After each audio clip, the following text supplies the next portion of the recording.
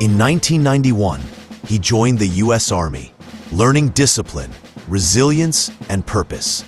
After service, the real world offered no map, only late nights bartending and chasing the next paycheck.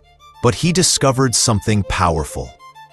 In 2007, Dan stepped into real estate, a world of challenges, rejection, and uncertainty. He didn't just sell, he served. Every setback became a lesson, every lesson a step forward. Through faith, family, and self-leadership, he learned a truth that changed everything. Success isn't just about closing deals. It's about showing others how to create results of their own. From a boy with a forgotten dream to soldier, entrepreneur, and mentor, Dan's journey proves this. The way to multiply your impact is to teach to sell. You don't just succeed for yourself. You succeed by teaching others to sell and helping them achieve their dreams.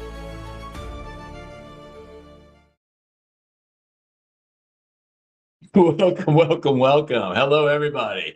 My name is Dan Roshan. Hello, Brian, Joy. Hello, Kendra, Marcus, Leslie, Kane, Prince, Andrea, Grace. Hello, there's a lot of people here, so I'm not going to be able to say hello to everybody. Welcome, welcome, welcome. My name is Dan Roshan. I'm the author of the book Teach to Sell, Why Top Salespeople Never Sell and What They Do Instead. And today, I want to welcome every one of you to the Teach to Sell live event, which is the $1 million influence blueprint, why top salespeople never sell and what they do instead. And I've got four very special guests that are going to be joining us today. Jesse Zagorski, who's in San Diego, California.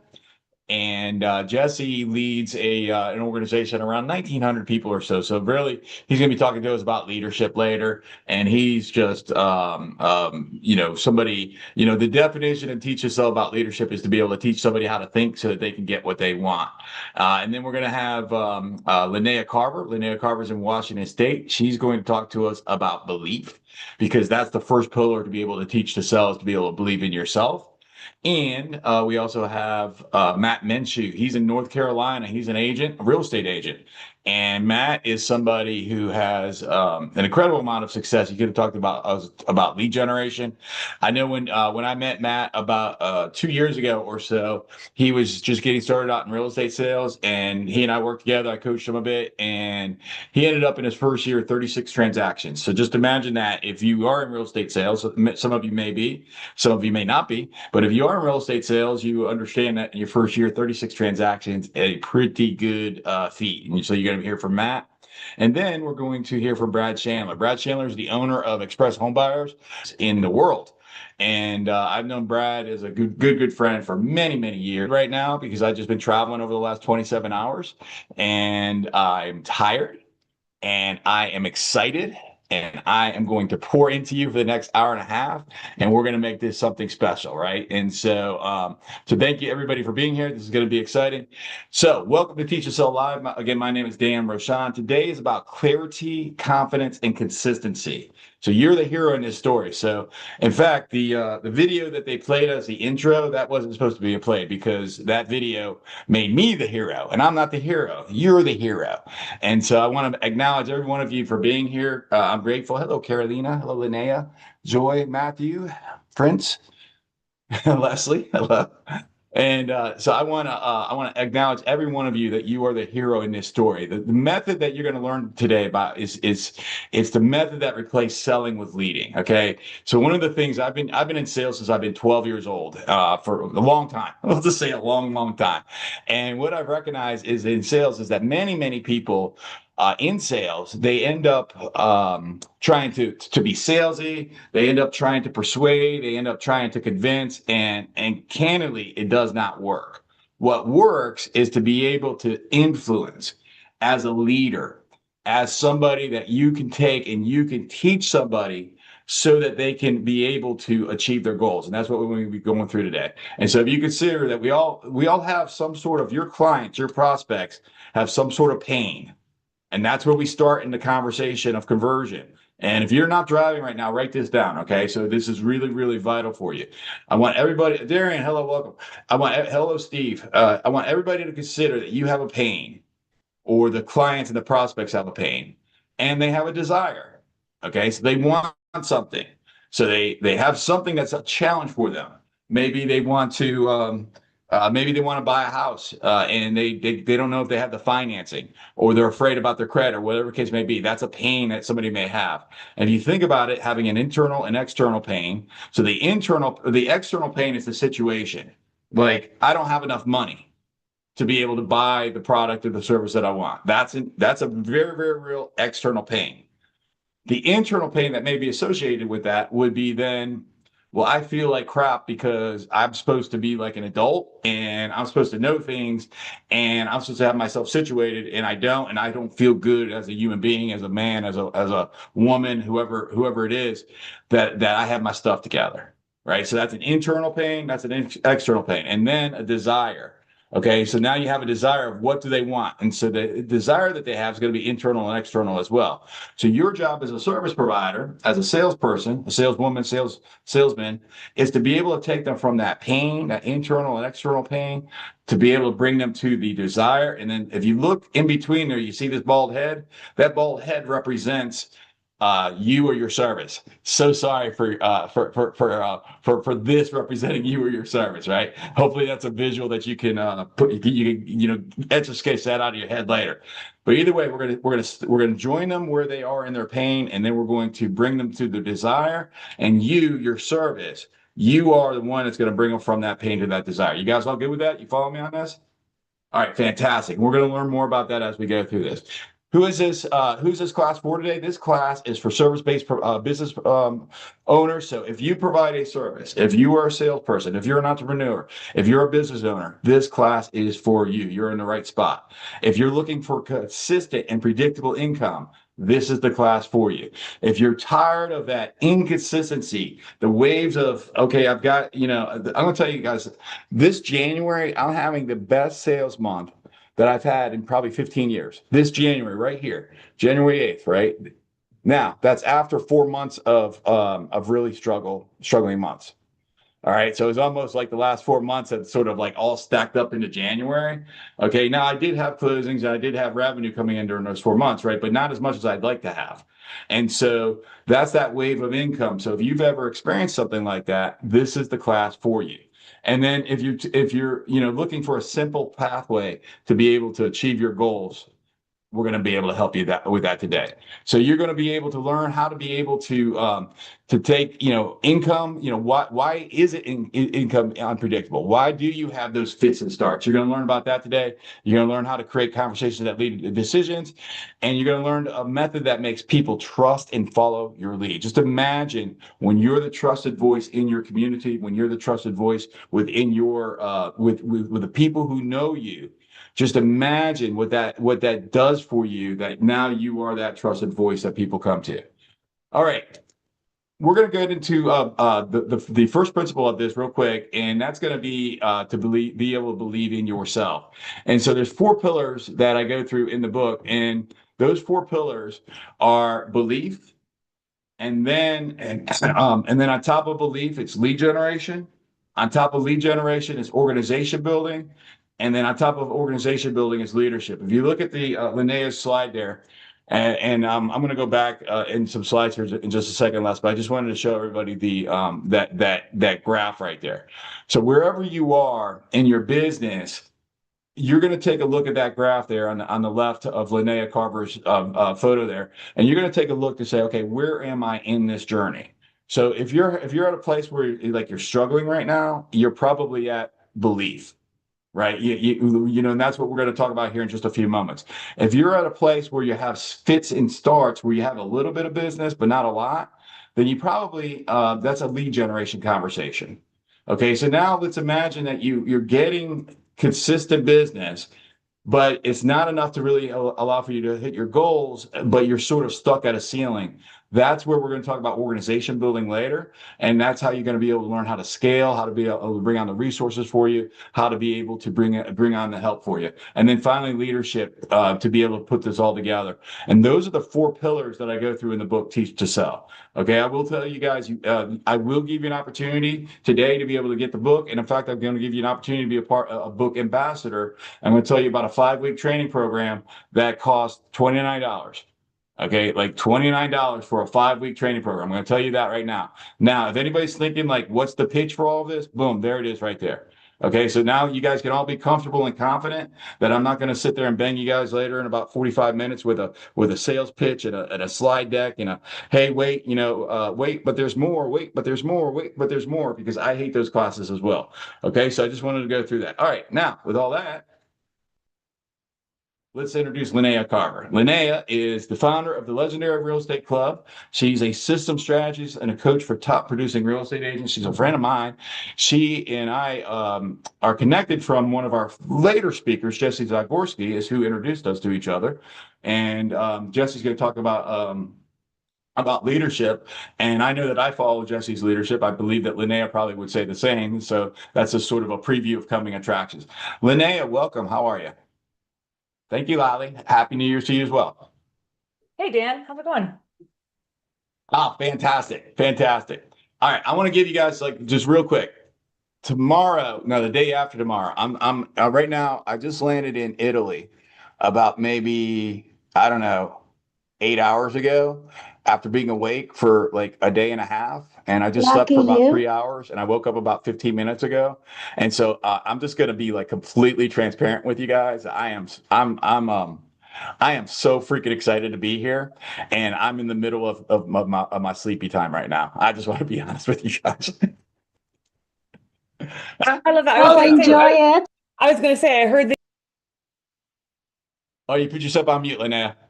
so the host muted me, so Oh, so someone didn't want me to talk. don't do that. I was gonna say, you just said you were traveling for 27 hours, so I was like, where are you at? 27 hours of travel. How long are you in Italy for? 4 flights. I'm here for 5 days. So 4 flights to get here and 3 delays on the 4 flights. Are you doing your TEDx? Is that why you're there? Yeah, I'm doing TEDx on Saturday. Ah, okay, that makes sense. I was like, why are you flying that long for only 4 days? As a person who travels for fun, that is not that the payoff is not that strong. But I'm I get having it. fun, damn it. This is fun.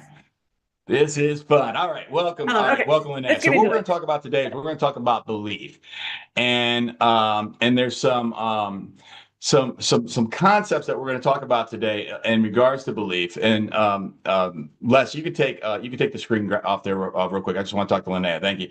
So Linnea, so let's talk us a little bit about who you are. So who are you? Well, everyone, hi, I'm Linnea Carver. I'm based in Tacoma, Washington. A real quick story about me. I got into real estate after having a mom who basically hounded me for the first 38 years of my life to get my real estate license, because that's what she did. So I finally got into the business. I burned out in 2 years. Burned out, so I made so much money, sold a lot of houses. I sold 35 houses my third year in real estate as a solo agent, and said, I can't do this anymore because it was just a lot of work. And I really liked being married to my husband, and I really liked having a house, and I really liked having a life. And so I really quickly, after going broke, burning out completely, turned my business around and tripled my profit in 12 months. And now I help other real estate agents find that success within themselves as well. Okay, so that's a little bit of a I think the best word I have for it, and I don't think it's the best word, Linnea, but I think the best word I have for it is a little bit of a paradox. Mhm. And so where I see the paradox in that is you had rapid success, correct? Correct.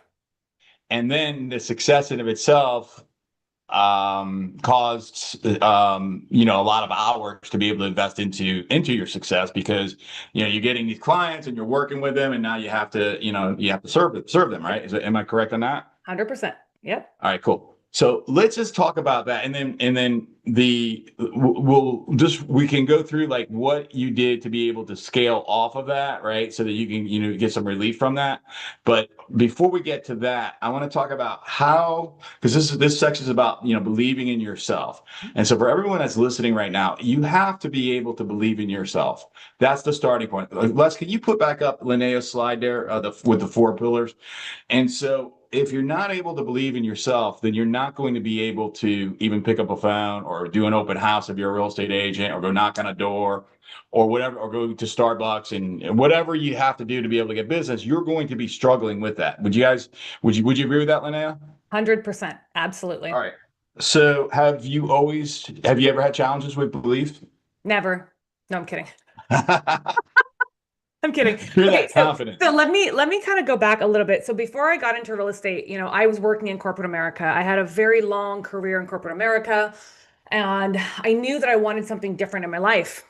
And I don't know if you've ever had that feeling like something needs to change. Like there's just something different, something's pulling in a different direction. And I have to tell you, that's actually part of the reason I decided to get my license. And getting your license and actually being a real estate agent are two very different things. Um, Yeah. they're two very, very different things. And the first year in the business, I decided I had my license and I was practicing.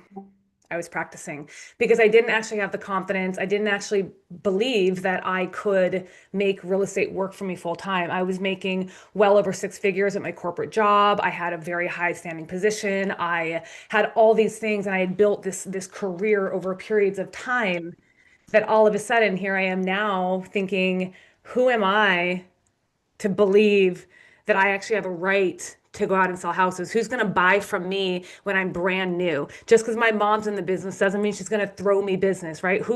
Yes, there is a lot of belief that goes into stepping away from one identity and then adopting and basically becoming this new identity. It's interesting that you say that about the identity. I know once upon a time I used to own a really rather large real estate brokerage. So I had a lot of agents that would come in that would be newer agents, and they would always struggle with my family, my friends. They don't see me as a real estate agent, and I'm like, yeah, they don't see you as a real estate agent because they see you as Yes. a triangle, Yep. and now you're communicating to them that you're a circle, Yep. right? So the circle is the real estate agent, and the triangle for me was a waiter, and for you it was a corporate job, right? And Yep. so when I started, people didn't see me as that professional, right? So I had to be able to believe in myself. Now today, I don't think anybody would think like that's sort of a part of my identity, right? And so that in other things, but it's I don't think there's very many people, and there's nobody here, anybody that I could say that relates to me as a waiter. No, I Okay. would no, Because no, I would that's what I did never. 20. Yeah.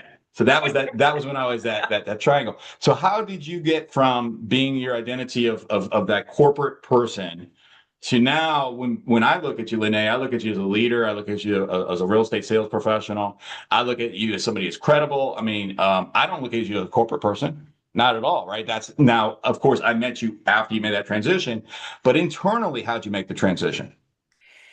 Very, very, very slowly, to be super honest. It didn't happen overnight. And the thing is, like, what I always tell people when they're trying to adopt this, whoever they, when they're trying to become who they want to become, what I always tell them is they have to act like that person. I just told myself every day that I was a very highly paid actor. I mean, probably not. Actors probably get paid more than me. I don't know. But I told myself, you're a very highly paid actor today. Right? I had to just act like the person who was a successful real estate agent. And the funny thing is, because I was part-time in the business, I had a full-time job where they didn't necessarily support you working outside of it. It was kind of an old school corporate mentality where you couldn't have a second job. So I kind of had to live this duality of like corporate Linnea versus entrepreneur Linnea. And so I had to just take action every day, like start becoming this professional real estate agent. And then eventually one day I actually believed that I was that person because I sold a house and I was like, oh, okay, well, that worked. Now let me just pretend I'm this person. And I just started pretending I was that person every day. And I just became that person. I love, Lene, that you're saying that. In Teach to Sell, I go through a concept of Teach to Sell, which is based in, excuse me, neuro-linguistic programming and the pillars of sales. And so neuro-linguistic programming is the study of subjective experience, is the study of excellence. And in the book, I go through what we call the as-if frame. And what Linnea is describing is what I describe in the book, which is the as-if. So in other words, what I'll say that the same thing I'm going to say, but it's just using different words. It's I'm going to act as if I'm already a successful blank. I'm going to act as if I'm a healthy person. I'm going to act as if I am financially fit. I'm going to act as if I'm successful in whatever field that I'm in. And so it's an understanding, say, okay, well, I can just sort of create that as my being when I just pretend that if I'm a top producing whatever I am, whatever business that I'm in, then what would a top producing person do in that business? Now I'm going to do that. And then guess what's going to happen? You're going to become a top producing person just like Linnea. Would you agree with that, Linnea? 100%. Right. I started like watching the people that had the results that I wanted to have or had what I considered to be the success that I wanted. And I started just acting like them. Yeah. I started noticing what they were doing, what they were saying, what their marketing looks like, what their listings look like, just little things like that, the things that I could glean.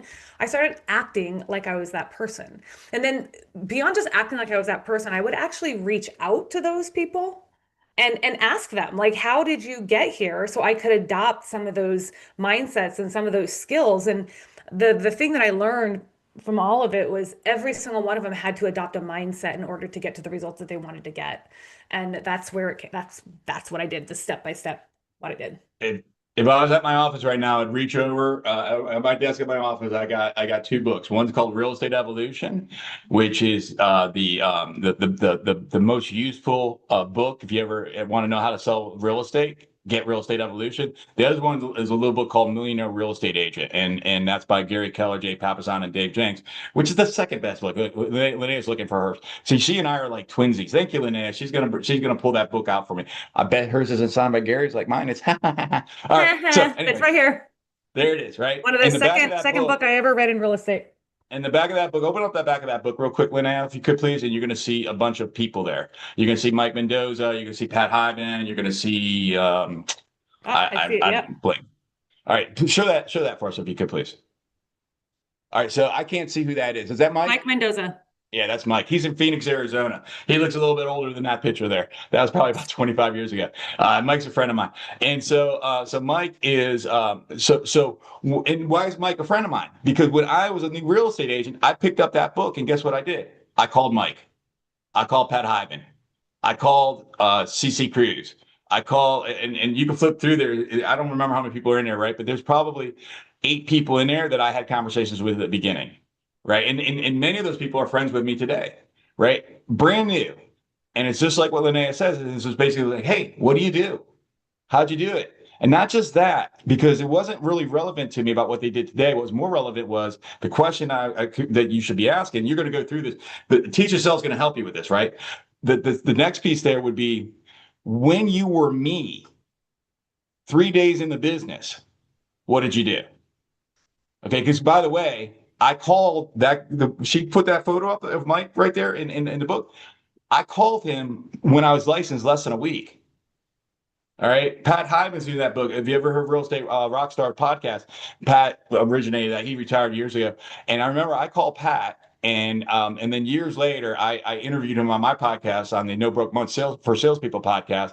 And I told Pat about when I was less than a week and I gave him a call. He was at a Starbucks getting a coffee and gave me about 30 minutes of his time graciously.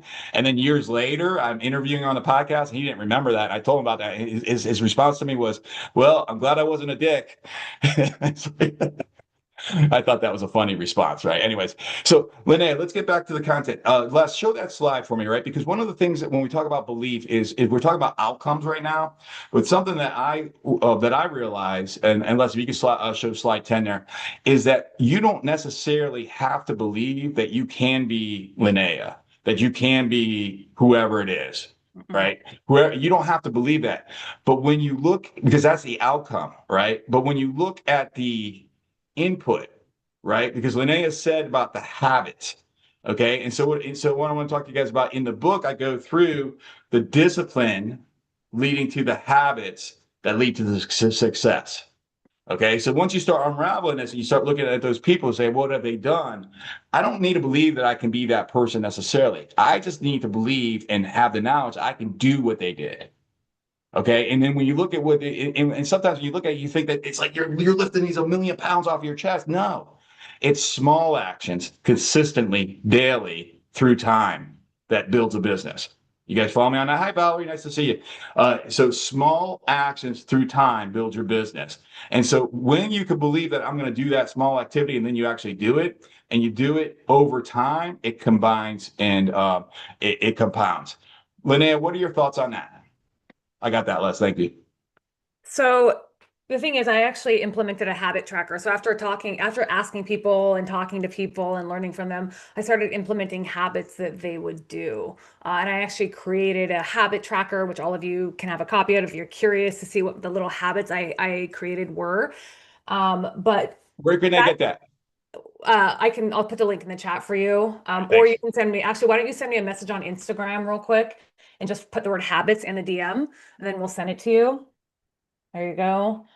Send me a message, like just do it right now. Type the word habit. I'll make sure I send it to you today.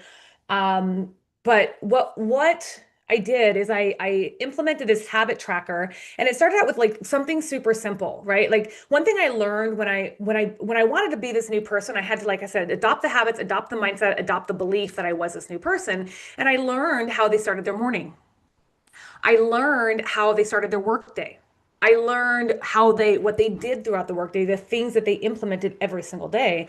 And then I just tracked it, because when I've always found that when you actually track the habits that you're doing, you do them more. It's that dopamine fix. And the dopamine fix is what helps you believe that you're who you are, someone else, right? You start to believe in that because like the dopamine fix is like, oh, I checked off a box today. Oh, I checked off 2 boxes.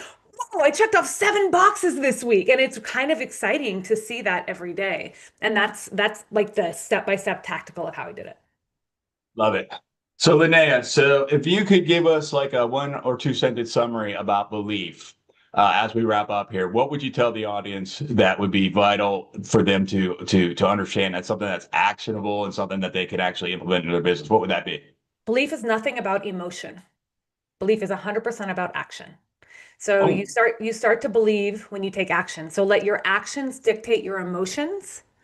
Don't let your emotions dictate your actions. My goodness, I'm just going to leave it at that, Linnea. I am so blessed that you're here today. Thank you so much. I think we're playing a quick video, and then we're going to introduce the next speaker. Is that right, Les? We're just playing a quick video. Thank you, Dan. Thank you, Linnea. You are amazing. Because I was trying many things and there was no direction. I am very introverted. I was considering pulling out. I actually signed up for this class. And I did it the way you teach. Believe in your program already. I really learned that there's a simpler pathway to consistency. Been a super motivating week. I'm getting a lot of value out of this. We were a month into the actual certification course, had a sale. I'm a fairly new realtor. I've been in the business for about four months. I'm a realtor, but I'm also a wholesaler. I think the one thing that's missing from my business, I'm not really very consistent. Organization of time. That's right. Consistency is what I'm really looking at. I'm a one-man show. Have I been consistent with my prospecting? Absolutely not. I'm selling real estate right now because I have. It's hard, and I've spent a lot of years going 2 steps forward. There are a lot of things that could have done differently. 5 steps backwards, and there was no direction, what to adopt and what to leave, and I'm intimidated not being able to speak the language. Where to start and where to go. 2 weeks ago when I took your 5-day challenge, you say just pick up the phone and just... The 3 strategies that Dan taught, my favorite one was picking up the phone or texting. I am at that point of, I know when I focus on this and hire you as my mentor, I'm going to go big and just leave my regular job. Found my way. And in my first consultation, Dan discovered where my strengths are. So him and I together, we realized it. I think the one goal it was to focus in on just one thing. Like Doug decided that he wanted to do the for sale by owners program, and I was doing the Facebook part of it. And so what after he talked about 2 weeks ago, I actually just went and got 3 listings. Since the program, I've doubled my income, and most of it, hey, hold your socks here, have been in my boxers. I've been with Dad since 2015, but they're like what JJ says, the timing wasn't. I knew in my heart this is the place where I'm at, so I never gave up. But I'm getting ready to go full time. All right, that's just a couple of students' feedback that have gone through the CPI training. We'll tell you more about that later, about the Teach Yourself training. That's the 5-week class I told you for $29. It's worth 10,000 or more. But I'll tell you guys about that more later. And so I want to go on and now introduce Matt Menshew, who so thank you again, Linnea, for joining us. And if you are joining us and you are on not on a video, I'm going to ask that you turn your video on, because then we can see each other and I can help you. And I want to say hi to somebody. I want to say hi to Tyler. I don't see him there anymore. Maybe he left us. I haven't seen Tyler in a couple of years. That's why I wanted to say hi to him. But I think he left us. Oh, okay, that's all right. No, all right. So let's talk about how to be able to apply, the lessons that Linnea and I just talked about. And then we'll talk to Matt. And it's about having a belief shift, right? And taking a look at one daily behavior a day and having a conversation upgrade, right? So understanding and say, like, what is the one habit that you're going to implement today? And that's what I want you to consider as a sales professional. Because when you implement, because this is about habits, like we just talked about, when you implement that habit, then you're going to be able to then get the success that we talked about. And that's how you can manufacture that belief. So I want everybody right now to consider what's one goal that you have, and what's one activity you could do to be able to achieve that goal. So let's say I'm going to be a certain weight. What's one goal? What's one activity I can do? I can make sure I always have a thing of water within 3 feet of my arm, right? Like that's a habit that I have. That's a habit that I don't think anybody would even know that I have. But I always have water within a proximity of me, right? Because I know that when I drink more water, I lose more weight. And so I position myself so that I can be able to do that. So that's a goal of being a certain weight. Now it could be business, it could be personal, it could be spiritual, it could be relational, whatever the case may be. I want you to think about what's one goal you have right now, and what's a stupid, simple habit that you can implement, such as, is this hard for anybody? Like bringing a thing of water with you? I mean, you may forget or whatever, right? But it's like, theoretically, is that hard for me to do? Not at all. I just have to remember to keep it with me, right? Okay. And so then I want to talk to you guys about why lead generation fails. And then Matt's going to talk to us about how to be able to fix that. Is because a lot of times our prospects feel the pressure instead of feeling understood, right? They feel like you're hungry and you're begging them for their business, and that does not work, right? A lot of times there's a lack of emotional safety. At the very beginning of this conversation, I said to you guys, look, I'm not going to bang you up on a big sales pitch later. I'm going to tell you how to get 5 weeks of training for $29.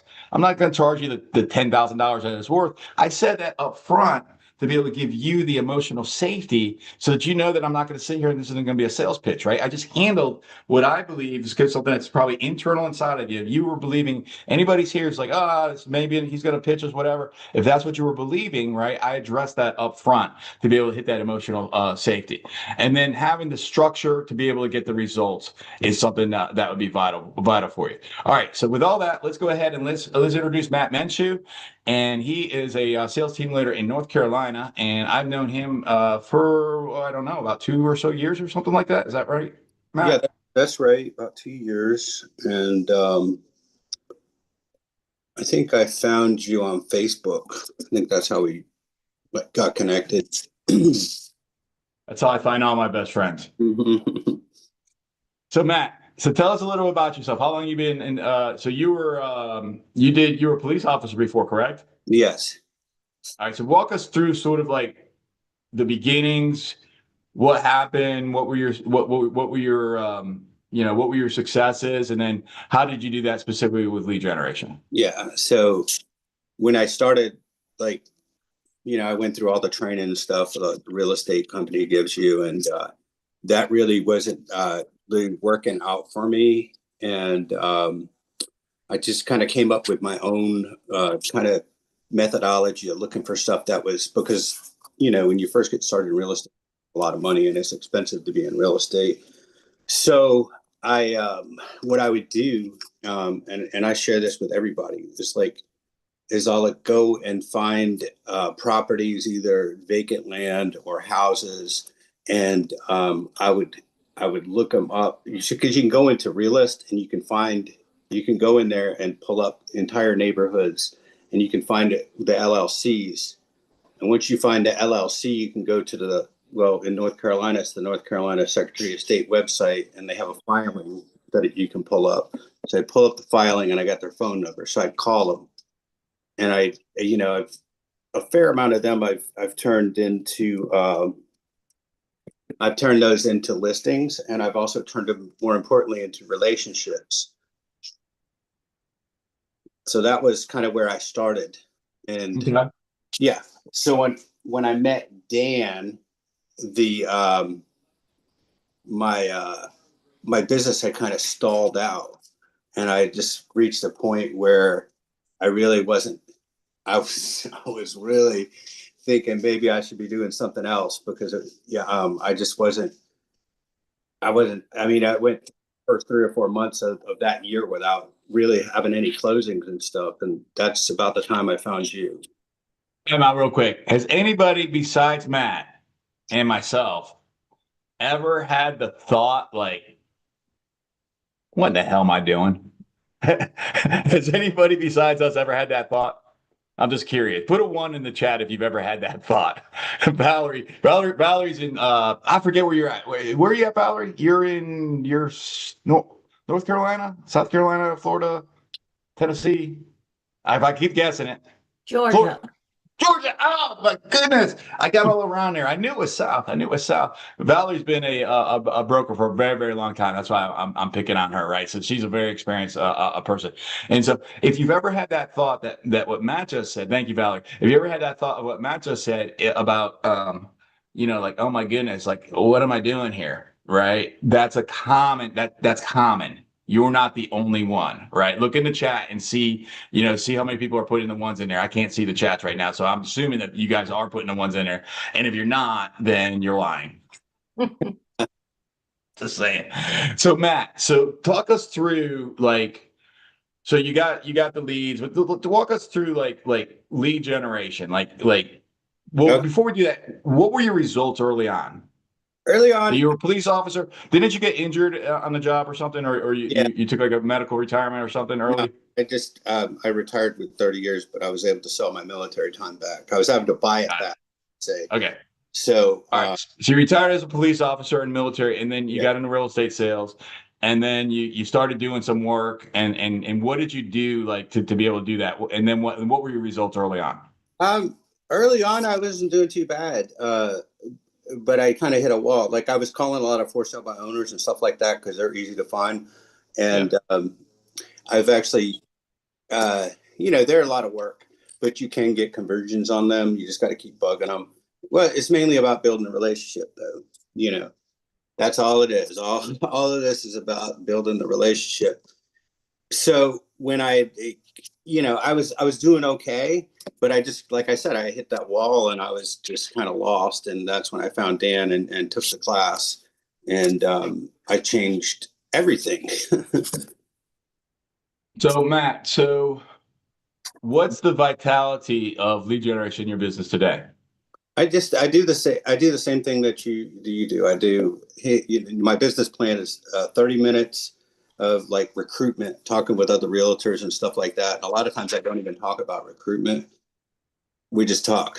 I do 60 minutes of lead generation every day, sometimes more, depending on, what's going on.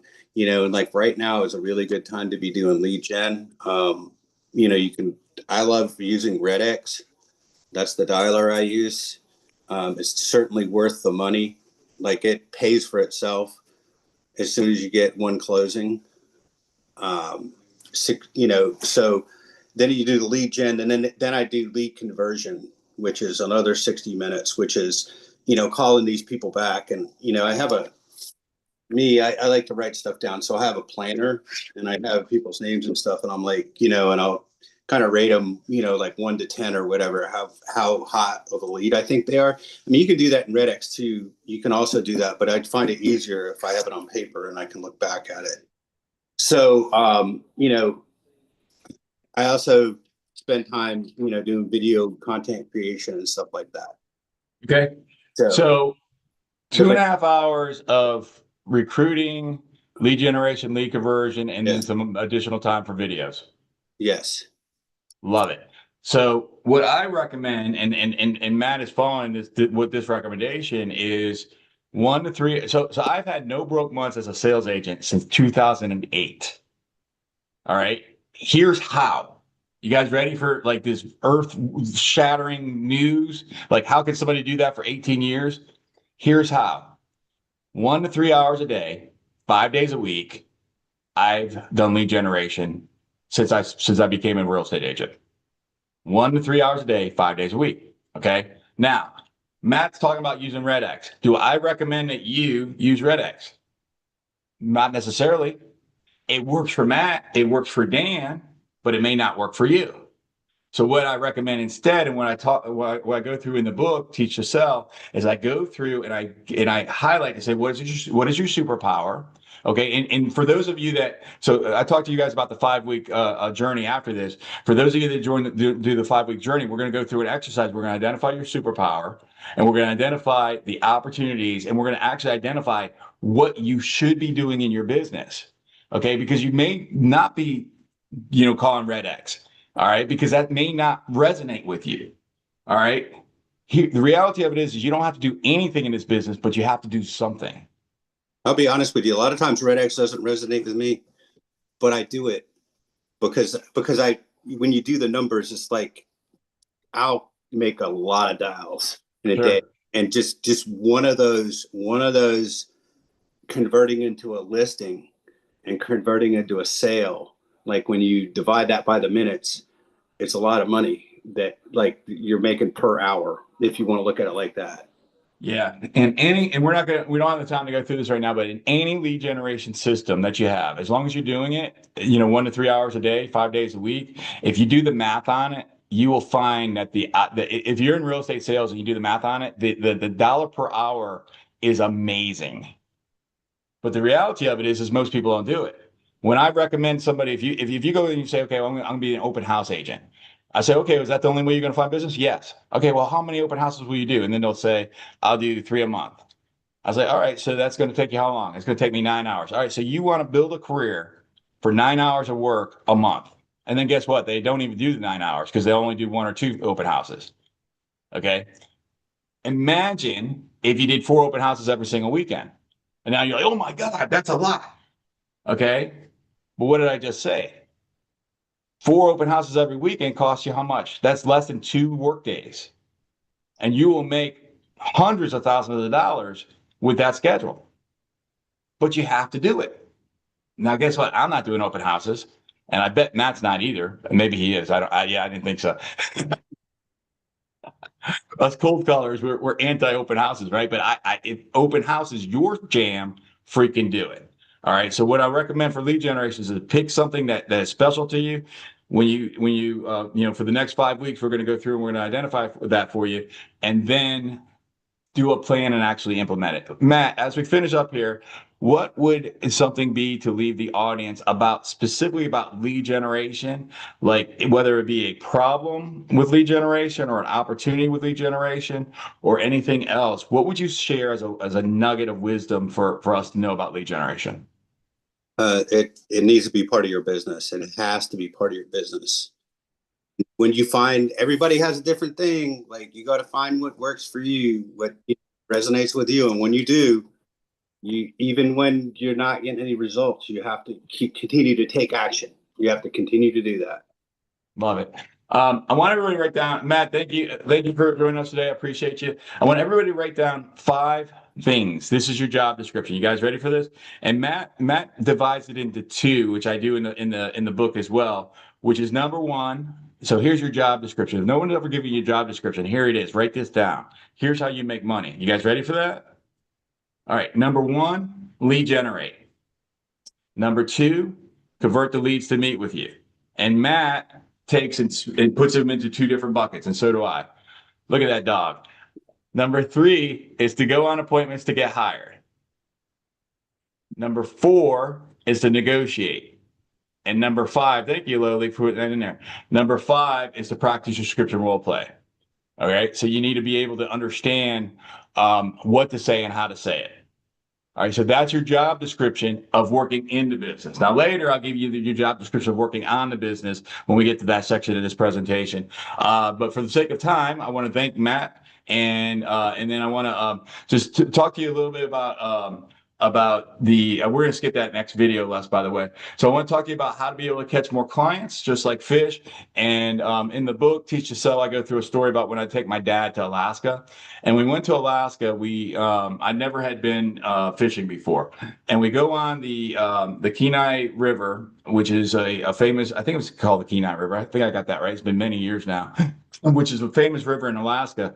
And this was for my dad's 65th birthday years ago. And so before we went fishing, we're going salmon fishing for king salmon. I've never been fishing before, right? So what did I do? I hired a guide. I asked him about his approach. I said, okay, what skills do I need to be able to do this? So I sharpened my hook and my hooks, and then I chose a strategy, and then I figured out when are they biting, right? And so just like fishing, lead generation for business can be a game. And that's something that I want everyone here to encourage everybody here. So even Matt's like, yeah, I'm not always so cool with Red X. I don't really always like it, but I do it.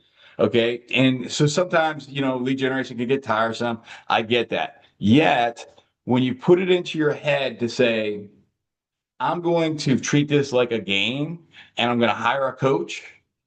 That's my guide. That was the guy that was driving the boat and telling me what the heck to do, because I certainly did not know how to fish.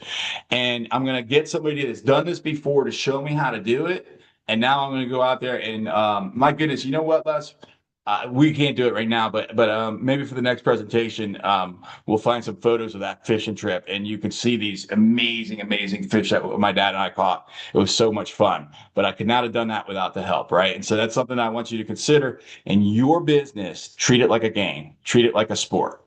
All right, let's go ahead and let's talk about a little bit of how to be able to apply the next section, which is going to be, we're going to be talking about organization building, okay? And so when we're talking about organization building, we're gonna go back to slide 26 after this next section. Okay, we'll go to slide 26 after this. All right, but is Brad here with us by any chance? I don't see Brad. He is here. Hey, Brad Chandler, my happiness champion. Hold on. Before we introduce Brad to you, let me tell you about Brad, right? Like Brad is he's that guy that you wanted to be like when you were a kid, that you wanted to grow up. You're like, man, if I could be that cool guy when I grow up, I'm going to be Brad Chandler. That's who Brad Chandler is to me. I'm still striving for that. Hello, Brad. How are you, sir? I'm pretty awesome. Other than at 52 years old, I think I just developed allergies yesterday, and they're kicking my butt. I have a newfound appreciation for people who struggle with allergies. Whew. I have allergies at the same time of the year as well. In fact, I have my medicine with me somewhere. I didn't even know if I was going to need it. It's the pine trees for me. Yeah. Well, thank you for the introduction. I don't know how cool I am. I'm certainly happy, and that's probably more important than cool. Happy's more, I agree with that. Happy's more important than cool. So Brad's going to talk to us about building an organization. And let's just give you a little bit of a summary about Brad. He has one of the largest home buying organizations in the world. And they invest, they do some wholesaling, they do some fix and flips. I think you probably do some buy and holds as well.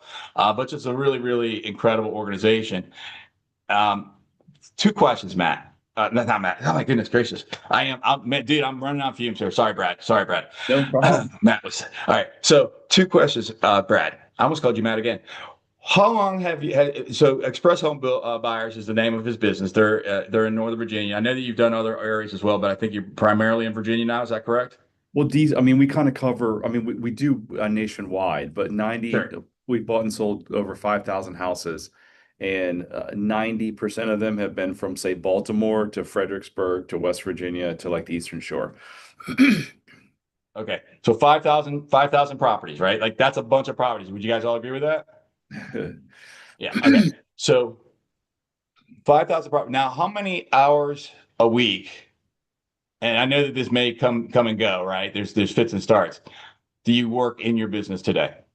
So, 5 years ago, I went through a major life transformation, trying to help my son with anxiety. In a 3 hour, I went to see this Navy SEAL, and in this 3 hour, um, kind of thing exercise he put me through, my life forever changed. And I came back and I started telling my story, and people were like, "Man, you're better than my therapist." So I started studying under some of the world's best people, and I was like, "This is why God put me here." So up until March of last year, March of April, for about 3 years prior to that, I was working about an hour a week in my company because I was helping people transform their lives by reprogramming the crap that is programmed into us in childhood. So Okay. now today I'm back in Yeah. real estate. As you know, probably last year was one of the toughest years we've been in business. So I'm back probably working 30 hours, but I'm just a completely different human being now with the way that I see the world and how I've done some internal healing. I love that, Brad. So between 1 and 30 hours a week, 5,000 homes bought and sold. You guys Yes. hear that? Now, what allows for you to do that? People and systems. People and systems. Okay. And so that's what we're going to talk about today is people and systems. So this is building an organization so that you can be able to get the support around you so that you can be able to achieve whatever it is that is your goal. Now, remember, I don't want anybody here looking at Brad and having like a disconnect of, well, Brad is like on the top of the mountain. We're all human beings. Okay. Brad is just another guy, right? Like I'm telling you that as a friend, he's a special guy, right? We're all special. Okay. And I would say that about anybody here. I'd say she's a special lady, right? But he's just a guy. I'm so special that I got 970 on my SAT scores, and I had a 2.79 GPA in high school. That's how special I am. That's a different type of special, Brad, but we'll leave that one alone here for now. So let's talk about building an organization, building the support, building the systems to be able to allow for you to have a massive business with a minimum. And I know at the beginning it was different than, as you grew, right? But a massive business where at some point it's sort of like, it's running itself. And then, when things get tough, you step back in, but you step back in as this really amazing person who you are. So what allows, talk us through that. Walk us through some specifics. I mean, business isn't complicated. We complicate it. So I was just on a call with the guy who we've partnered with. We started a new LLC, and we're trying to create an innovative real estate platform. And this gentleman, I mean, he's like on a whole nother level. He's in a whole nother stratosphere. He's like sold companies to PayPal. And oh my gosh, the way he goes about it. So we had lucid charts, and he's drawn out high level our entire organization, meaning like you do this, and then you do this, and you do this. And there's only probably about 40 boxes on there. And then the next time we'll take every area of our business and drill down deep. And then the third level is actually everything that we do. You don't need a lucid chart. You don't need a guy who sold his company to PayPal. I had a mentor tell me, grab a freaking legal pad and literally write, okay, here's how you deal with an incoming lead. Here's what you say. Here's how you answer the phone. Here's the next step. That's how you do it. You literally just sit there and write out what you do. So when you hire the person, you hire to that. And then when you train them, you've already got everything. It's not that hard. Whatever you're doing in your business right now, just write it down. Document what you're doing or get somebody else to document what you're doing. Sure. Right. Like you could get a virtual assistant. That's one of my recommendations that I go through and teach to sell is if you're newer in business, your first hire should be an administrative support. And I recommend to do that virtually. And the first job that I gave one of my virtual assistants at the beginning was you hang out with me for 2 weeks and you write down every freaking thing that I do. Right. Like I'll leave you out here when I use the restroom, but outside that, you're going to be live on the phone with me. Okay. And I'd go into an appointment. They're there and they're listening in it. Right. And they're literally documenting every single freaking thing that, someone's transcribing this call right now. Right. And, so we've got technology right now that can allow for us to be able to do that we didn't have when I started business, and neither did Brad.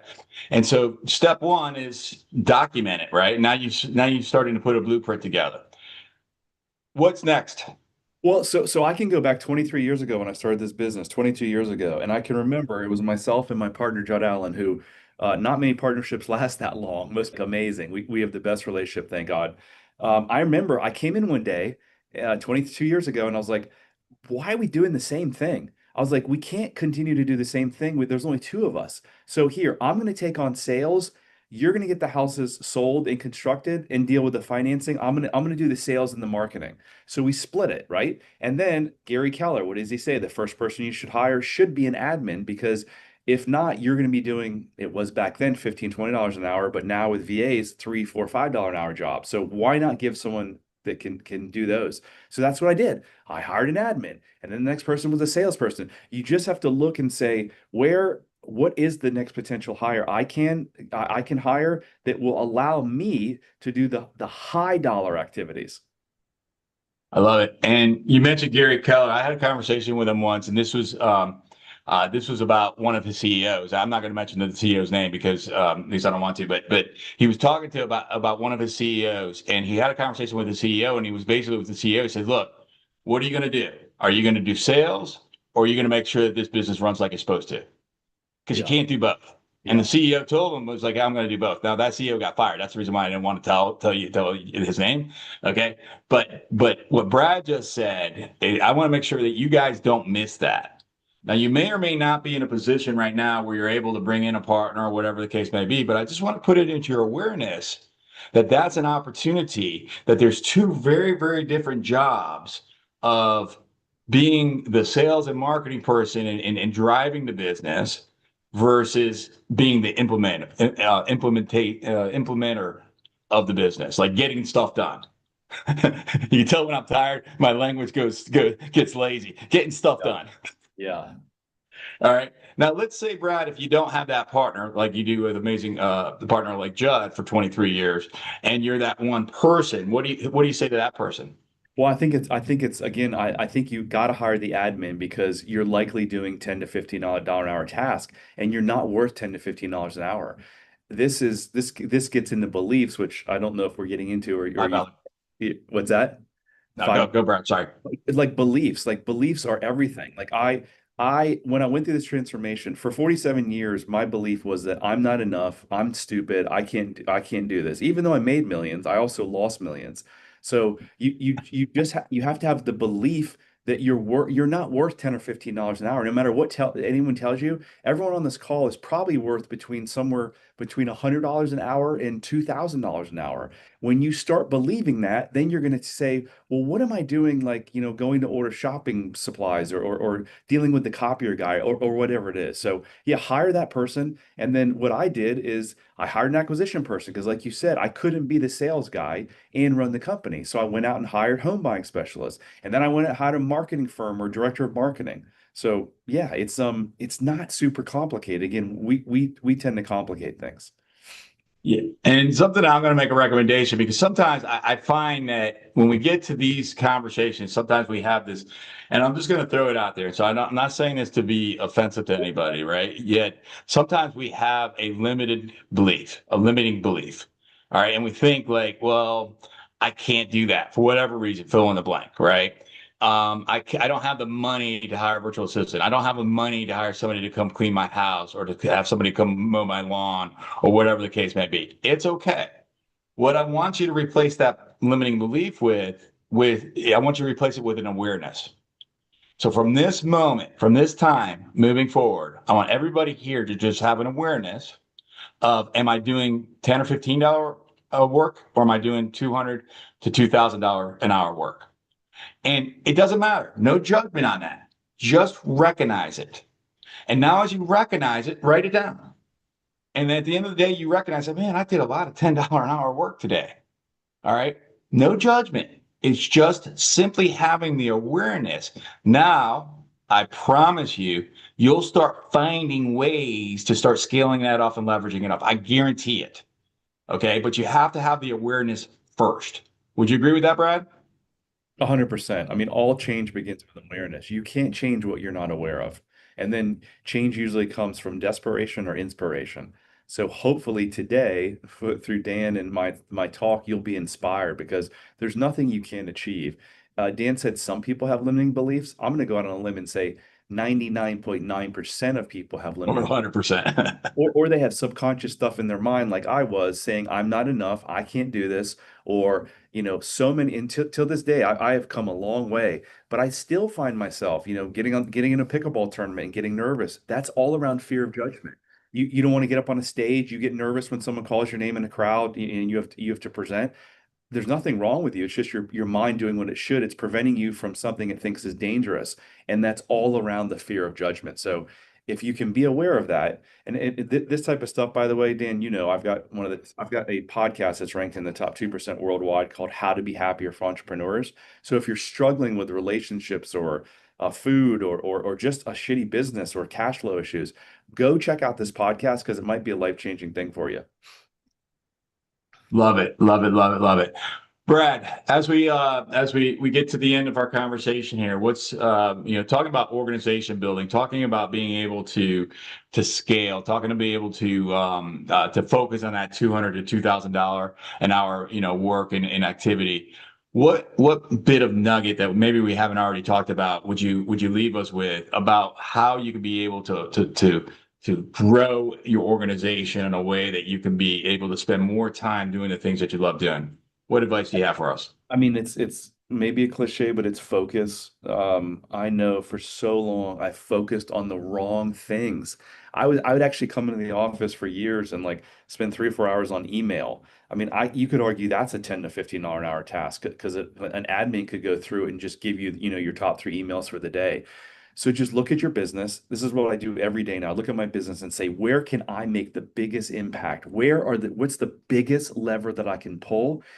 And then go pull it. And if you can't pull it because you've got 60 other things to do, make sure those 60 other things are actually helping the business and that you even need to do them. And if you have to do them, then think, who can do this? And with the access to virtual assistants and now AI, man, guys, there's a lot of stuff you can pull off your plate and pull it off if it doesn't make a difference in your business. A lot of times people just do stuff and they don't ask. That's one of the things this gentleman on the call earlier said, the guy that sold to PayPal. He's like, when we do the exercise, when we get really detailed, every time we say something, we're going to say, why do we do that?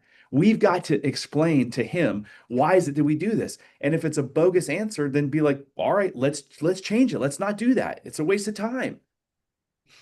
Love it. Love it. So question what you're doing. Have an awareness. And that would be what I would like to leave everyone here with organization. I think Brad and I are aligned with that, which is have the awareness. And when you have the awareness, I promise you'll find the solutions. Brad, thank you so much. I love you to death, my man. I'm sure I'll see you soon. And let's move on to the next section. I want to talk to you guys about, I mentioned to you about the 5-week book ambassador, right? So I want to share with you, unless I want to share this screen here, if you could, I want to share with you about what that is and why we're doing it. All right. So my mission in life, not in life, but my mission in business is to help 1 million service providers to be able to have consistent and predictable income. I wrote the book, Teach to Sell, Why Top Salespeople Never Sell and What They Do Instead, which is going to be published. I'm not sure if it's going to be March or maybe June of next year. The publisher is maybe changing the date on me. So it's going to be coming out relatively soon by Simon & Schuster. I'm very grateful that one of the top 5 publishing houses in the world has chosen to publish my book. And so as a part of that, as part of me obtaining the mission of 1 million salespeople to have consistent and predictable income, we're doing a 5-week implementation program for early adopters of the book, where you're going to get a copy of the book as a PDF. I don't, when I have the physical copies, which will probably be relatively soon, in the next month or two, I'll mail you a copy of that as well. But you're going to have the 5-week implementation program to be able to understand how to be able to close the influence gap, how to be able to gain confidence from having clarity. And Brad and I were just talking about confidence and clarity. Okay, how to be able to use the language of sales that moves decisions forward.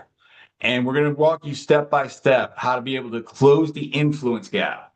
For those of you that were here earlier, I talked about the reason why I'm here in Italy is to be able to give a TEDx talk on, it's called the influence gap. Okay. And what the influence gap is it's that the gap in between what you want and someone's willingness to do it. That's what the influence gap is. And so it's not about control, it's about trust. And when you understand how to be able to develop trust, then you're going to be able to then have people follow you, and you're going to be able to attract people to you rather than chasing them. And then we hit the restart mode to be able to understand what are the daily habits. And at the end of this 5-week program, you're going to have the step-by-step system for you to be able to have consistent, predictable income. I lead this 1 hour a week, every single week on Tuesdays at 1 p.m. Eastern time. And it's for early adopters of the book. The admission for this is $29 plus the cost of the book. And literally, we could charge tens of thousands of dollars for this training. But the reason why I'm making this affordable to you is because I want to be able to allow for you to be able to achieve your goals. And this is a part of me being able to reach 1 million people. And so that's something that I wanted to talk to you guys about there, and invite you to be able to sign up for that. And we'll put something into the chat right now to be able to do that as we move on in the conversation. All right. Is Jesse with us? I don't see Jesse. Is Jesse with us? There he is. Jesse Zalgorski from San Diego, California. We're going to talk about leadership today. Jesse, how are you, sir? I'm doing fantastic, Dan. Actually, I was actually sitting here listening to the last guest you had. You had incredible energy. I love it. I'm manufacturing this, Jesse. This is great. Do you see my next appointment? It's right here behind me. That's my next appointment in about 10 minutes. Or about 20 minutes. I probably shouldn't do that in 10 minutes because I'm supposed to still be here in 10 minutes. But I hope we're more entertaining than that, man. If it's 10 minutes from now, you're Jesse is in San Diego, and he leads an organization within a real estate company of almost 2,000 agents. And how many agents are in your group now? About 1,720. I think 1,725 is what I just checked this morning. All right, so he has around 1,700 plus agents that he leads. And so when I was thinking about leadership, and the guests that we have today are just really special, and thank you for being so gracious with your time, each one of you, Matt and Brad and Linnea and Jesse. And so for those, when I was thinking about leadership, I'm like, any one of these guests could have done any one of these sections, right? But I'm like, how do you, with Brad, he works 1 to 30 hours a week. For real? I'm like, all right, tell me how you do that. Like, by the way, I'm having these guys come on here, not for you. I'm having them, I invite them in here for myself, right? This is a private conversation that you guys are eavesdropping on, right? And so I'm thinking, like, okay, leadership, like, who do I know who leads a large organization? And Jesse's one of my friends that is that person, right? So he has 1,700 plus people, right, that he's leading, right? And so my definition of leadership is to be able to teach somebody how to think so that they can get what they want. All right. And so that's the context of at least the teach to sell definition of leadership. So Jesse, tell me a little bit before we jump into this, tell me a little bit about leadership and what does leadership to you mean? Absolutely. So let's start with just to clarify the Your context. volume's a little bit down, Jesse. Sorry. I don't know if. Let me there we go. I'll make sure audio is set. How's that? Is that better? Yeah, a little bit better. Thanks. All right, I'll just talk loudly into this microphone. That'll help. So to set the context, when you say, right, I lead 1,700 agents, as the organizations get larger and larger, I'm not directly leading 1,700 people. It's about creating influence and training leadership skills into leaders who develop leaders as your reach starts to spill, right? Most people on this call, I doubt you're running organizations that large. Maybe some of them are, but you're going to start with a handful of people, which grows and scales. For me, my definition of leadership is very similar to yours, actually, Dan, right? But when we talk about what is an effective leader, it's not about the number of people that you lead. It's about the number of leaders you create and the impact that they are able to make on the world. That's always how I've looked at leadership. Yeah, Jesse, you just described, so the largest I've in my life, I've led 2 different times in my life in 2 different businesses around 150 or so people. And in both those times, I didn't learn what I know today. I learned it through those experiences, which you can't effectively lead 150 or 1,700 people one-on-one. Can't be done. Right. All right. And because I care for people, I try to lead 150 people and I was ineffective, or not as effective as I could have been, rather. Let me not say I was ineffective. I had an opportunity to be more effective. And so what I learned was it's not about leading a mass amount of people. It's about leading a small amount of leaders who then, and you train and develop them to train and develop leaders, who then train and develop leaders, who then train and develop leaders. And now you have an influence. I bet of those 1,700 people, how many of those people do you think know you or know of your name? I would say, let's be conservative. We'll say 300-400 know. No, probably at least half know my name, I imagine. Maybe Probably more. half. Yeah. All right. So now think about that. Half of that 1,700 people don't even know Jesse's name. Right. But does it matter? Not to me, because Right. leadership's not about ego. Right. That's for me. There's no ego in this. And when you talk about the amount of leaders you need, there's probably about 15 to 20 true leaders in this group that make enough impact to impact 1,700. So the word impact just came out of Jesse. When Jesse said it's not about ego, I was going to chime in and I didn't, because I was going to say, yeah, it's about impact. Right. And I just kept my mouth shut and Jesse said it for me. Right. So it's not about ego. It's not even about money necessarily. Right. Though he makes a decent amount of money. Right. But by the way, money is a byproduct of something else. Right. Would you agree with that, Jesse, by the way? 100% agree. I mean, what's it a byproduct of? I mean, it's a byproduct of the value that you add to the world, the impact. It's another way to say impact, right? It's especially in the context of leadership. It's very hard to monetize leadership directly. I don't think many leaders set out and say, you know what, I'm going to figure out how to monetize this.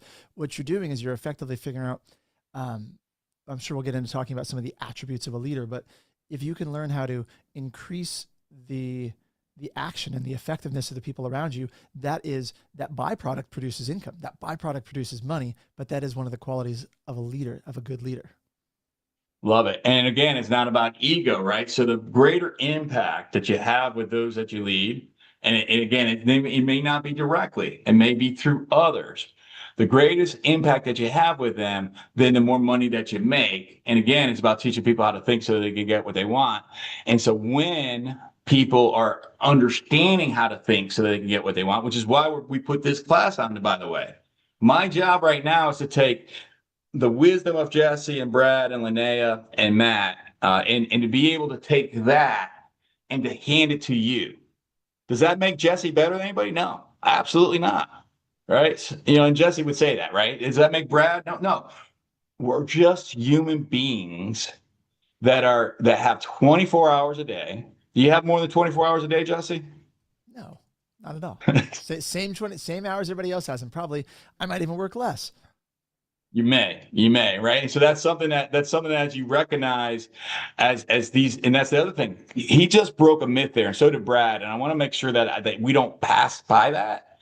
Because I know, like, if you're a one person, a one woman, a one man show, a lot of times the challenge that you may be thinking of, and I can't tell you how many times I've heard this, is I don't want to build a big business because it's too much work. Brad, he didn't say this. I don't know if he's still here, right? Brad, like 3 weeks ago, he's on his boat from the Chesapeake Bay to, I don't know, the Bahamas or something, right? Down south, right? For like 2 weeks, right? He flies back up here, does a Christmas party, and then goes back down on the boat, right? Like that's not necessarily a complicated life. Now that's an outcome of everything else, which includes building an organization and as well as leadership. Jesse, what do you see the challenges the mistakes that people make in leadership? I think the biggest challenge would be, it doesn't necessarily manifest as word ego, but I will say ego as a component to it is trying to do everything himself. If they're going to be the leader early on in leadership, a lot of people I see take on that, like, it still revolves around them. They're going to be the front. They're going to be the person. Whereas a lot of the most effective leaders that have mentored me in my life have been people that you just said, how many of the people in my organization know my name? I said, maybe half, right? I don't need them to. And I learned that from one of my mentors, which was, you have to look at what your goal is. Is your goal to be recognized and acknowledged as the leader, or is your goal to be effective with your organization? If your goal is to be effective, that mistake is, and I'm curious, when you made a comment about when you were leading 150 people, if you truly care about your people you're listening to them, you're taking time to engage, but that starts to break down at scale, right? Yeah. And I think that's where, when you look at leaders, depending on the size of the organization and their goal of where they're going, you have to figure out, how do you take the things that you do naturally well or skills you've developed and allow them to scale? And if you don't take yourself out of that equation, that's probably the biggest mistake I see leaders making earlier in their career. Now, I want to bring back, thank you. I want to bring back what Brad had said earlier and then tie that into what Jesse's talking to us about right now. Because Brad talked about his business partner, Judd, right? And I know Jesse's got some amazing partners in his business as well. And so what I recognize when I hear that is, I recognize that it's the best leader. The best thing that I can talk to you guys about leadership from my perspective is, who are you choosing to lead? Because when you lead people that align with your values, align with your culture, align with your beliefs, align with what you want to achieve in the world, and have maybe complementary skills that maybe where your weaknesses may be, that they may have some strengths, but you align in the values and the beliefs and the perspectives. And when you're able to align in that fashion, okay, now you're able to get so much more done than if you just put 20 people into the boat and those 20 people do not align. That's when it gets hard. So for leadership, for me, you got to take a step back and you have to go back to the organization building first. Now, Jesse's got a unique business, right? Because his business is it's sort of like feeds on its own. So he may or may not be able to choose necessarily the people that are in that organization, but what he can choose is the people that he pours himself into, myself being one of those. And I'm grateful for that, Jesse. How do you align with what I just said? Or not align, I guess. I'm going to assume you're aligning. I absolutely align. I think you're spot on. I consider myself a talent scout, right? Yeah. In a leadership capacity. And so there's two things you look for. You look for people, if you are starting to develop an organization, if anybody listening is at that phase where, even if they're not necessarily direct employees, right? Whatever your connection is, you still are leading people in all facets of your life. You'll see emerging leaders that you can pour into, because they're the folks that start to show up and do things without you asking. You notice they start, right? They start taking on more responsibility. That's one group. But the other group are people that you can identify potential skill sets in, and you believe in them more than they might believe in themselves at that moment. And you can speak into that and talk into that, give them opportunities to grow and develop.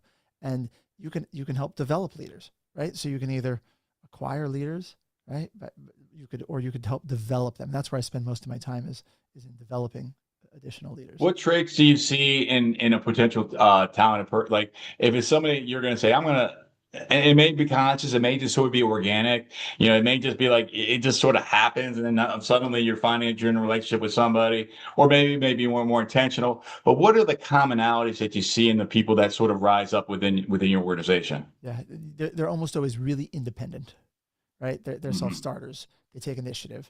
And that's something that I always have my radar out, looking for people that are doing things. Sometimes they're doing things that are incredible. Sometimes they're doing things that need a little bit of guidance, right? To plug them into a system, but people who are independent, right?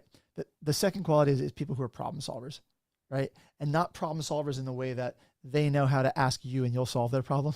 Everybody's probably met people like that, but people where they know how to go out and they can be resourceful, right? And find solutions. Those are two, I'd say, of the most important qualities. I'm going to give an acronym for everybody here. And if you're not driving, write this down, please. The acronym is, and this is the acronym in the book. And when you join the ambassador program that I talked to you about, the 5-week training, we're going to go deep into this. But the acronym I have for you is called SCARLET, SCARLET, SCARLET. And so SCARLET stands for, S is for self-starter. C is for competitive. A is for assertive. R is for relationship based. L and then the little E is for learning. They like to learn. T is for team player. All right. So self-starter, competitive, assertive, relationship based, team player. And so one of the so those are the characteristics that I look for in those. And then there's something else that actually Jesse taught me that got put in the book, Jesse, but I actually didn't.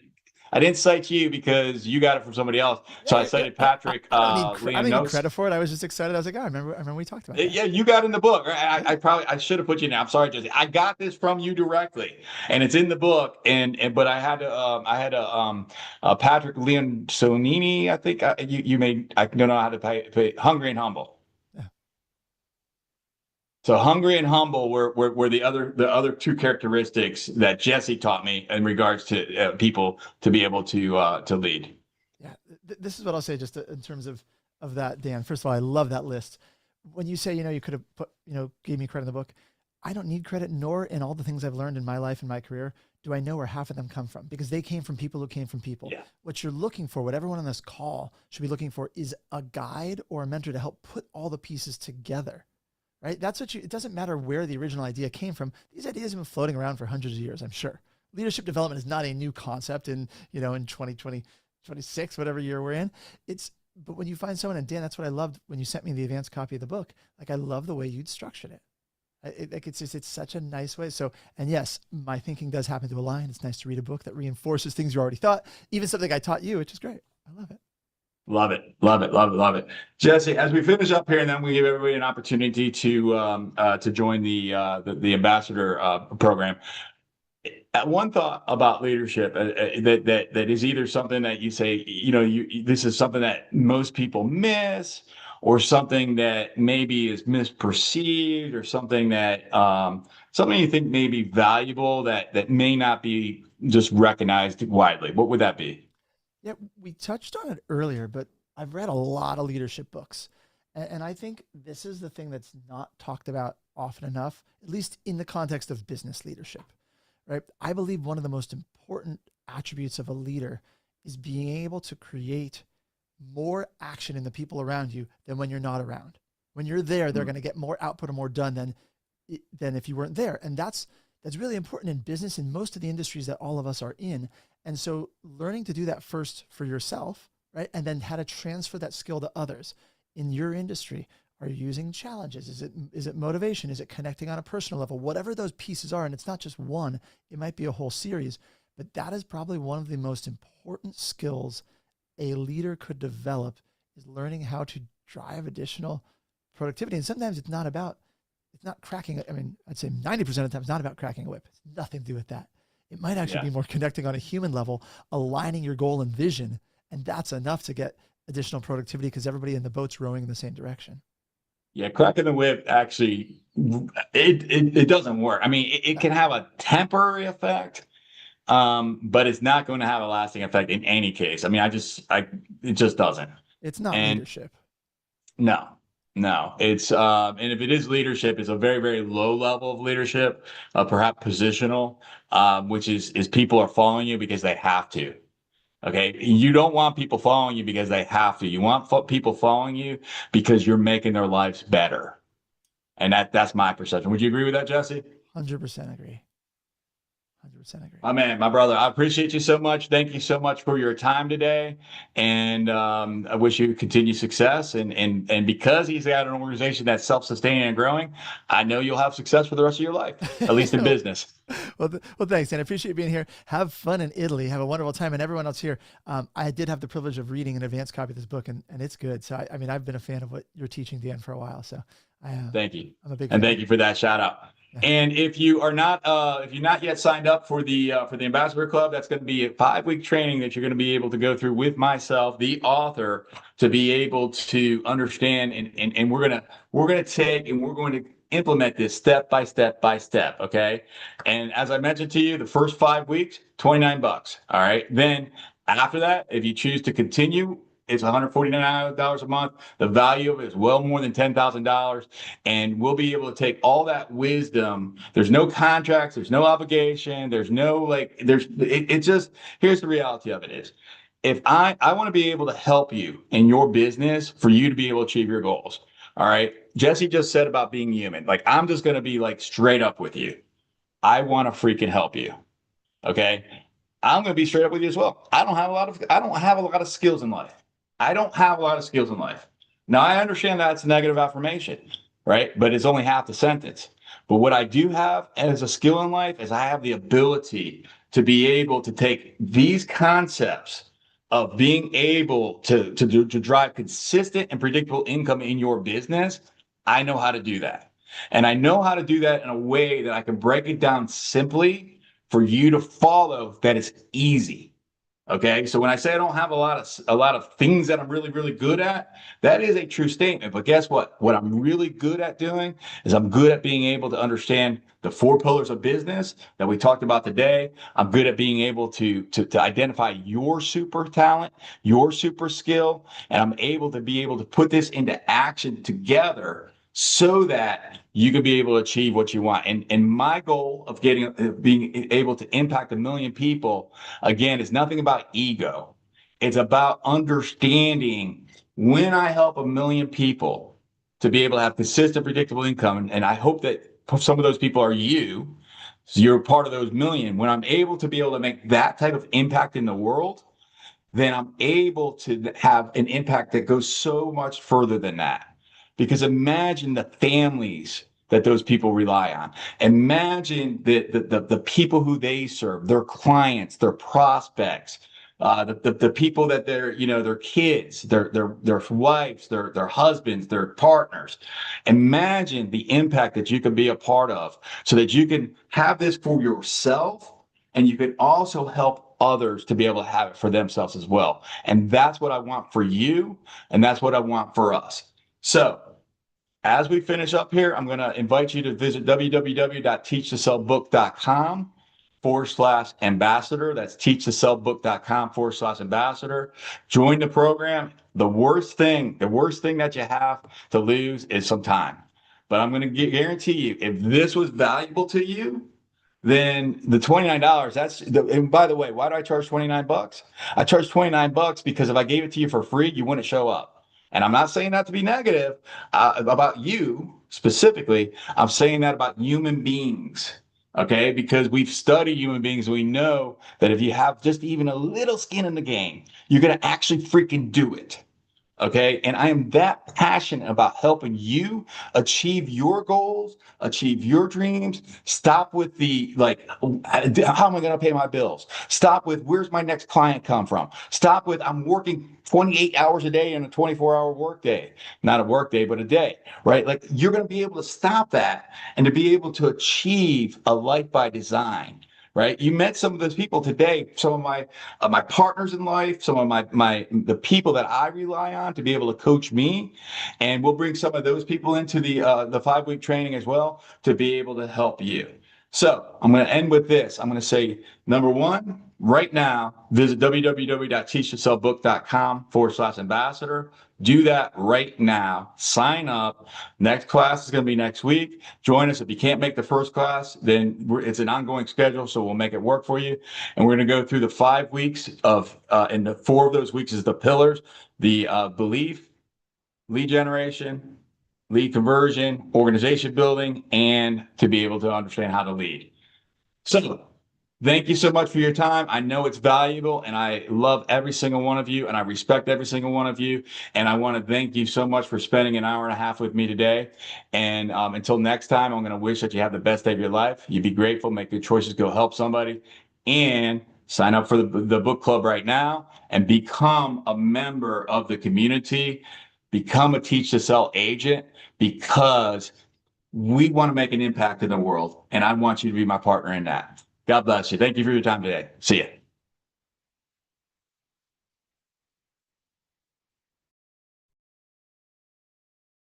How many closings are on your calendar?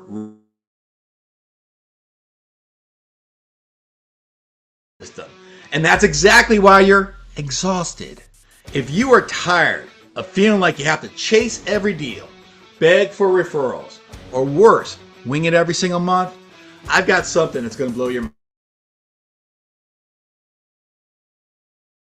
mind. World lead generation, funnel automation, and persuasive communication built by an agent for agents. Because top agents aren't grinding harder, they're following a process. And the difference between struggle and freedom is the fix. It works. Whether you've been licensed 10 months or 10 years. It's free, it's straight to the point, and it'll show you exactly, step by step, how to build a business that you thought you were signing up for when you got licensed. Click the link, watch the training, then you decide if you want to fix this once and for all. If you want to have no... Let's build a business that pays you back.